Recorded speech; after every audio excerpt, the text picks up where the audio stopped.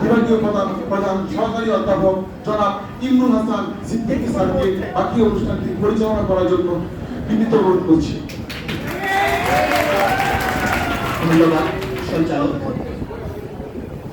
বৈষম্য বিরোধী আন্দোলনের শহীদ ও আহতদের স্মরণে স্মরণ সভার সম্মানিত সভাপতি, আমার প্রিয় সহকর্মী এবং ভালোবাসার ছাত্রছাত্রীবৃন্দ,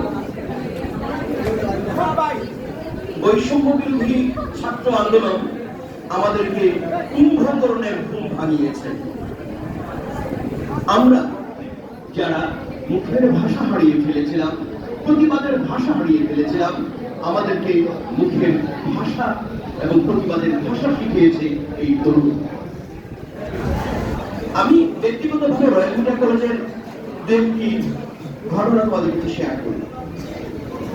রয়্যাল মিডিয়া কলেজ পরিচালনায় ছিল ফেসিস্ট সরকারের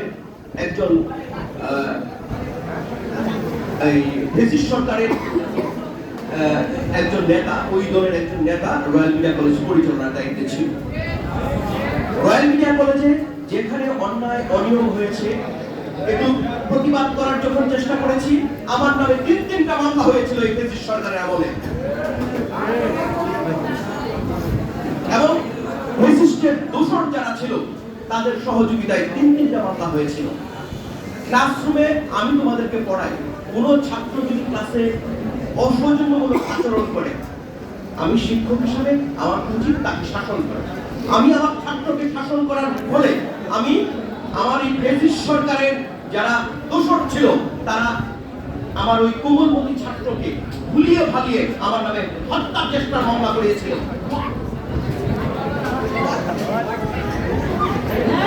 আমি একটা ক্লাসরুমে আমি আমার ছাত্রকে কি আমি হত্যা করার জন্য যাব?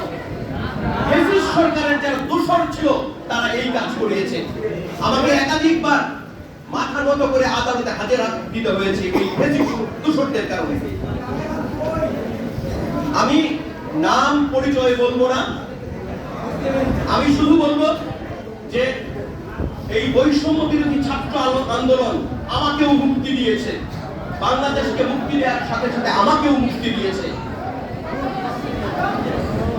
যে মিথ্যা মামলাগুলো ছিল সেই মিথ্যা মামলা থেকে মুক্তি পেয়েছি। তাই ব্যক্তিগতভাবে আমি আমার দেশের তারুণ্যের প্রতি কৃতজ্ঞতা পোষণ করছি। এখন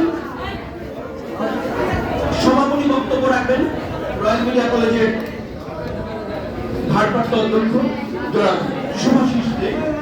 সভাপতি বক্তব্য রাখবেন, এরপর দোয়ার মাধ্যমে আজকের অনুষ্ঠান শেষ হবে।